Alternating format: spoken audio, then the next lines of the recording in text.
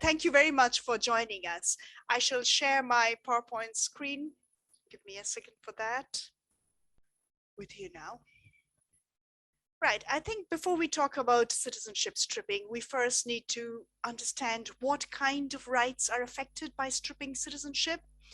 And I'm going to do what most people studying citizenship do, which is start with the foremost philosopher who has talked about citizenship and statelessness and rights, which is Hannah Arendt.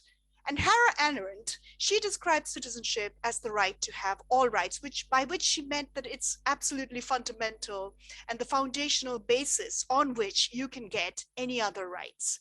And Hannah Arendt herself, a displaced person just after the wars, but before the Universal Declaration of Human Rights has kind of set in the entire human rights framework that we are used to now. So you can see from where she was kind of coming with this idea of nationality and its key importance in rights. There was at that time no real supranational framework of rights. But this formulation of citizenship as the right to have rights does not really answer the question which rights or what particular rights are engaged. And I think from a practice point of view, we always want to know that what rights can we talk about when we're talking about citizenship so that we can discuss its loss or its acquisition. And for that, I will take you to Laurie Franzman's really important textbook on nationality, in which he says, really at its very core, the narrowest understanding of protected rights obtained through citizenship would be the right to enter and right to abode in a country. And this is kind of the core of it, and there will be other attached rights with it. So this then brings me to a scenario which is in the news a lot, and a person whose case is in the news a lot, which is Ms. Shamima Begum and her case, because it is directly on the point of her being able to enter the country. And why she wants to enter the country is to take part in her appeal, which is currently in the Special Immigration Appeals Commission, the SIAC, which is the tribunal, the appellate tribunal, where all the national security related deprivation matters reach.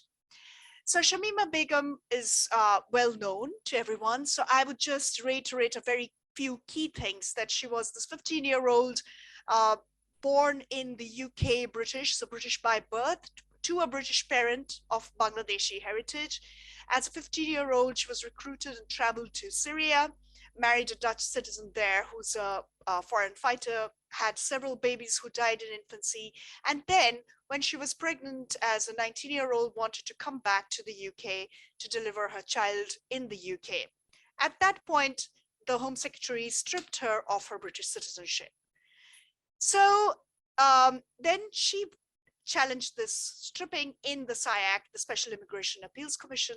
At the same time, she couldn't actually re-enter to participate in that appeal.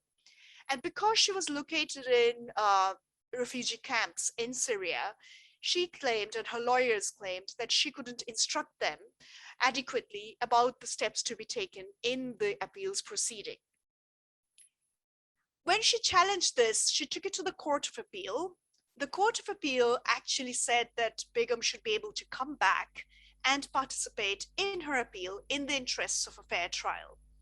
But then the government further appealed that to the Supreme Court, and the Supreme Court reversed the Court of Appeal's position and said that she's a threat to national security and the right to fair trial is subject to interests of protection. So you cannot actually let her enter and take part in it. And I've written a blog piece which is quite critical of this judgment, but I can tell you the essence of this criticism is that the manner in which the Supreme Court leaves this issue of fair trial rights hanging. And what this is a direct quote from the Supreme Court bench over here in para 135. First of all, the court says that, it's subject to safety of the public, and they know that it's not correct it won't serve the interests of fair trial, and it's not correct to keep it suspended in this manner. But they were unable to let her enter and take part in it. So the appropriate response, they say, is for the appeal to be stayed until Ms. Begum is in a position to play an effective part in it, without the safety of the public being compromised. We don't get a timeline on this. We don't know how long that will take. And then they carry on to say this is not a perfect solution, as it is not known how long it may be before that is possible. But there is no perfect solution to a dilemma of the present kind. So they do not resolve it, they're aware of it, and they agree that this is not a good situation. And I'm not sure this is satisfactory. Even the court thinks it's not satisfactory, but this is where we are with respect to Begum's appeal and her ability to engage in it in the Special Immigration Appeals Commission. I'm using this case today for 3 different reasons, to actually highlight 3 different issues, connected issues, and not so much about the human interest aspects, though there are many of those about child rights, trafficking, etc. But from a cancellation of citizenship perspective, there are 3 key legal issues to discuss from this. The first we've already touched on, and I will talk briefly, which is the right to fair trial. The second, issues of statelessness, which come from being stripped of citizenship. And the third is the implications of citizenship stripping when it largely affects ethnic minority nationals. What is the implication of that? How does that even take place? Why it takes place, and how that affects things. And this is relevant because Begum is the first instance of somebody who was born in the UK with a British citizen parent who is left without another nationality, though there are claims that she has another nationality, but she cannot effectively use that nationality. So that's the first instance. So let's look at the fair trial aspects. First of all, the fair trial as an issue has come in the context of national security for a very long time, which is why we now have these kind of special courts like the SIAC, the Special Immigration Appeals Commission, which can hear secret evidence in closed proceedings with the presence of special advocates. Special advocates take instructions from the client, the appellant, and they can do this until they see the evidence themselves. Once they see all the evidence against the appellant, they cannot take any further instructions from them, and they only provide a gist of the case to their client. And this is considered important for protecting the national security sensitive information, which may be there on the records and presented to the court in this manner. So this has already become a prevalent means of proceeding whenever a national security issue is present. And the SIAC has become quite an established manner of looking at these cases. What has also become relevant increasingly in citizenship cases is the importance of good conduct. And we start seeing this in naturalization cases first, where people and their conduct becomes relevant when they apply to become British citizens. In a few landmark cases, which are connected to national security, we have applicants for British citizenship who have got indefinite leave to remain on the basis that they are refugees and they have fled from regimes which persecuted them, and they obtained refugee status successfully. But when they naturalize and they're becoming citizens, at that point, the very same evidence comes up against them that they had certain problems with the police while fleeing the regime, or the military was searching for them. These kind of facts come, and that then takes them away from citizenship because it becomes a conduct issue, a national security issue. We first had a few of these cases come up before the secret proceedings with the help of special advocates. And then increasingly, we see the same format then coming in cancellation cases. But what we are talking about in Begum's case is not about secret evidence or special advocates or about the linking of conduct with citizenship, but the fact that the person is not there and doesn't have any means of taking part in a trial, can that trial still proceed? That is really the core and different situation that she's in. And effectively, in the meanwhile, she's there somewhere in a camp in Syria. Well, we've seen her recently on TV. We know where she is, but not able to actually travel anywhere else. So where these closed materials proceedings, special advocates, etc., these have been created really to safeguard the Article 6 ECHR right in order to have a fair trial, in order to have a public hearing. Sometimes there have been challenges which suggest that these are not adequate protection for people in this way, but none of those challenges have succeeded so far. So this is kind of the established procedure. But in Begum's case, she's not able to access that properly. So that was the kind of appeal that went up. Right. So that's the fair trial aspect of it, which, we have been left really hanging in that. We don't know how that will proceed. But let's now move on to the statelessness issues. In order to talk about the statelessness issues, I think we have to look at a couple of examples. And I will talk about two cases, Al Jeddah and the FAM case, which was there when FAM was named B2. His name hadn't been disclosed yet. And both are important because they show you how statelessness matters in citizenship deprivation cases. So Al Jeddah, he was somebody who came with his family when he was an Iraqi national. Again, it's an asylum case, became a refugee. And when he gained refugee status, he progressed to applying for British citizenship, naturalized. And at the time of him being stripped, he was trying to argue that he will be rendered stateless if his British citizenship is now taken away because he does not have a surviving Iraqi nationality. And Mr. Jeddah's arguments on this point was that, his Iraqi citizenship had lapsed really after he had become British. And the Home Secretary here argued that actually he could have renewed that if he had wanted. So she had reasonable belief that he has another surviving citizenship and it will not be that he's rendered stateless. Now, do remember these words, that she has reasonable belief that he has another citizenship, because it comes up later in the amendment. Anyway, the government lost this case and the Supreme Court said that this is not a surviving nationality. He will be rendered stateless. Very similar case, FAM case, which came up as B2 at that time. This is the 2015 FAM case. There's a separate one later on which comes up.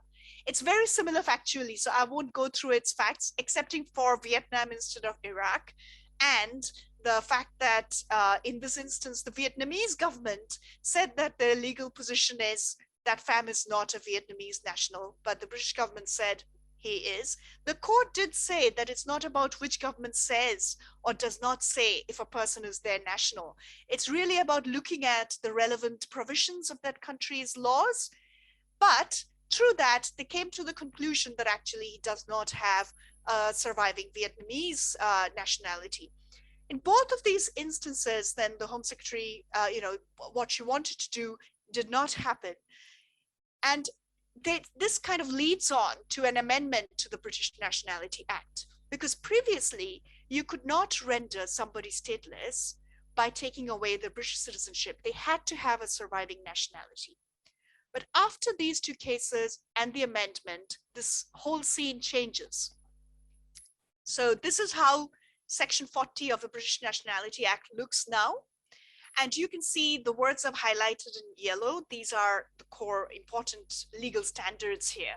The person will be deprived if it's conducive to the public good, but it will not render them stateless, or they can be deprived if it is for conducive to public good, and they can even be rendered stateless if they're naturalized. Okay, that's the second part. So only if they're naturalized, and their conduct is seriously prejudicial to the UK's vital interests. So that's really important. It's a higher threshold there.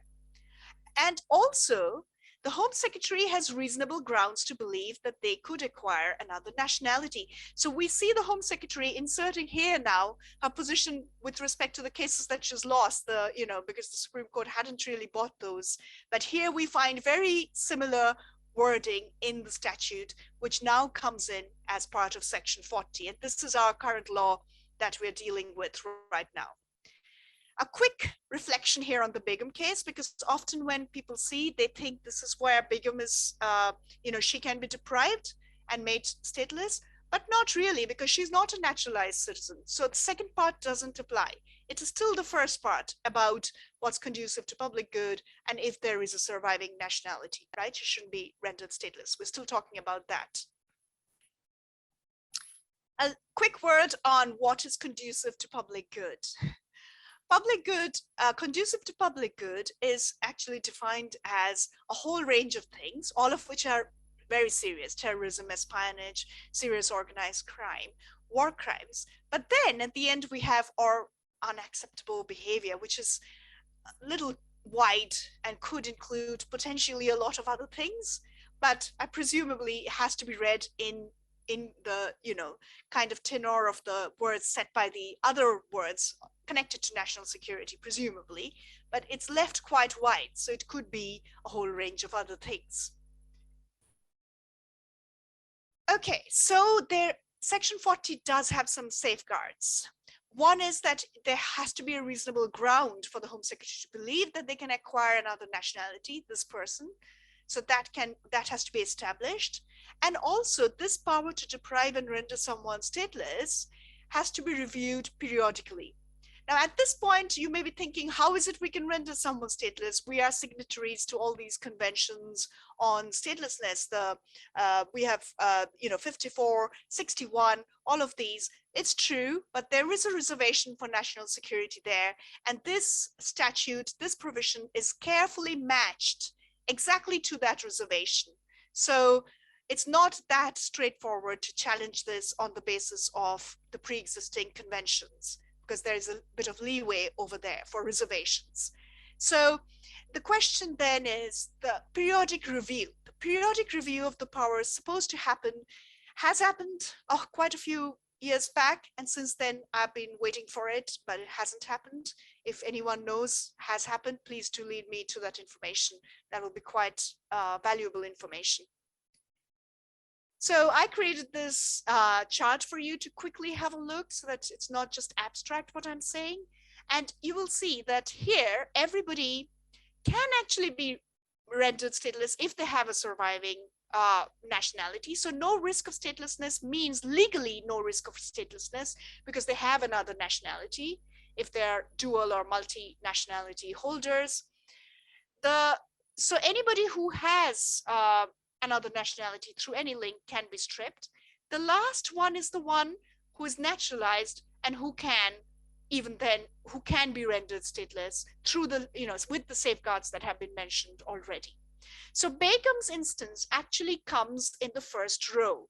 Born in the UK, not holding another nationality. Now that's where they want to dispute it. They want to say there is eligibility for another one, which is Bangladeshi. Bangladesh has said she's not ours. If she tries to come in, we will try her, implement the death penalty for terrorism. But all that aside, because remember, fam, that the court will still look into the other country's laws.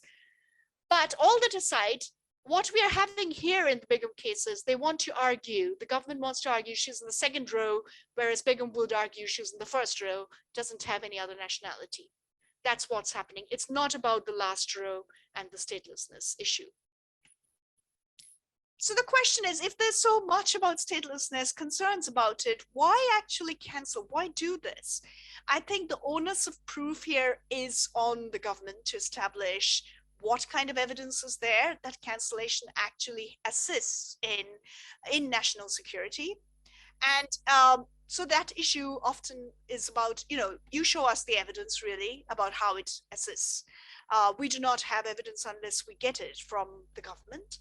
But essentially, it avoids the problem citizen who goes to areas where there is fighting, where you do not want to get engaged in for any further with them.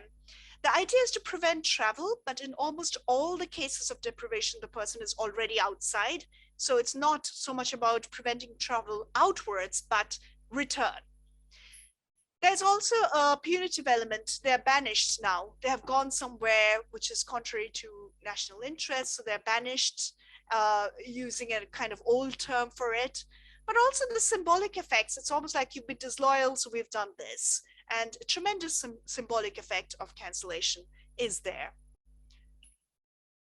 So again, a good clue to this. Now we have several FAM cases, so let me explain this. By this time, B2 has been known to be FAM, same person, and we now know that there's some evidence of him taking part in jihadi camps, which has been out in the open since the last round. And he's actually in maximum security prison in the US, at which time he's now arguing that he's not really a threat to British national interest. He's anyway in prison. So not a person for whom you'll be very sympathetic, but that's not the point. We're looking at the legal principles here.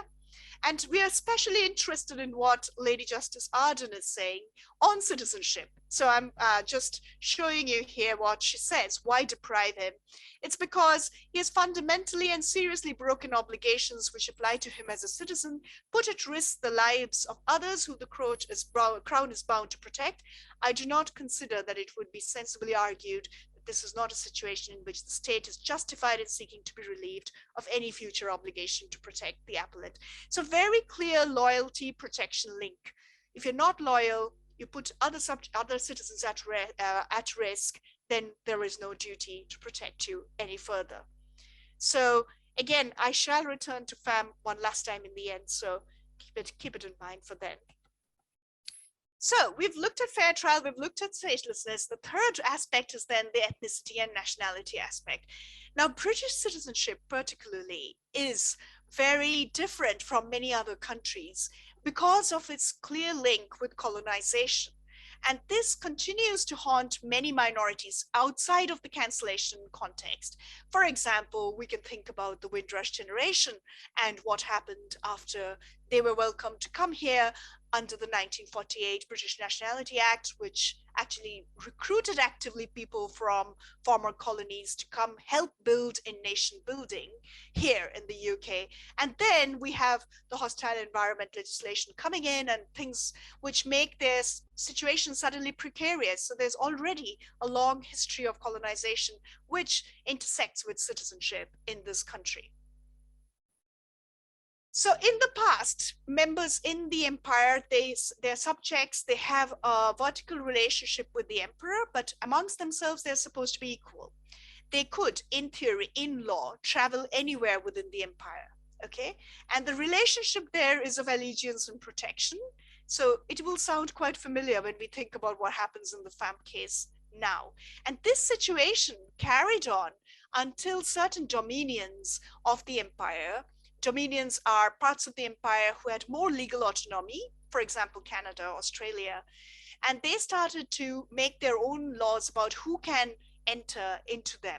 And generally, we're excluding the poorer parts of the world, the colonies, and people from the colonies, and they started legislating on this.